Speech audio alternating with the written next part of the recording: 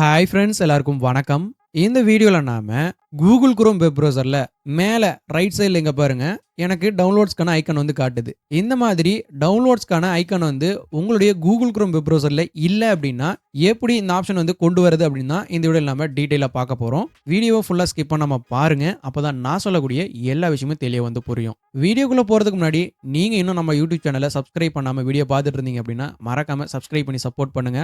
வாங்க வீடியோக்குள்ள போகலாம். நீங்க உங்களுடைய பிசில இருக்கக்கூடிய Google Chrome வெப் ப்ரௌசர் வந்து ஓப்பன் பண்ணிக்கங்க. நான் ஆல்ரெடி ஓப்பன் பண்ணி வச்சிருக்கேன். மேல ரைட் சைடுல பாருங்க, இந்த மாதிரி 3 டாட் வச்ச மாரியான ஒரு ஆப்ஷன் வந்து இருக்கும். இந்த ஆப்ஷன் மேல மவுஸ் யூஸ் பண்ணி கிளிக் பண்ணுங்க. உங்களுக்கும் நீங்க இப்ப வீடியோல பார்க்குற மாரி இந்த மாதிரி நெறைய ஆப்ஷன் வந்து காட்டும். இதுல கீழ லாஸ்ட்டா பாருங்க, செட்டிங்ஸ் அப்படின்ற ஆப்ஷன் வந்து இருக்கும். இந்த ஆப்ஷன் வந்து கிளிக் பண்ணுங்க. உங்களுக்கு இந்த மாதிரி செட்டிங்ஸ்க்கான பேஜ் வந்து ஓப்பன் ஆகும். இதுல லெஃப்ட் சைடுல பாருங்க, நெறைய ஆப்ஷன் வந்து குடுத்திருப்பாங்க. இதுல நமக்கு தேவையான ஆப்ஷன் பார்த்தீங்கன்னா, அப்பியரன்ஸ் அப்படிங்கிறது தான். இந்த ஆப்ஷன் வந்து கிளிக் பண்ணிக்கங்க. இப்ப ரைட் சைடுல அப்பியரன்ஸ்க்கான ஆப்ஷன்ஸ் எல்லாம் இங்க காட்டும். இதுல கஸ்டமைஸ் யுவர் டூல்பார் அப்படின்ற ஒரு ஆப்ஷன் வந்து இருக்கும். இந்த ஆப்ஷன் மேல கிளிக் பண்ணுங்க.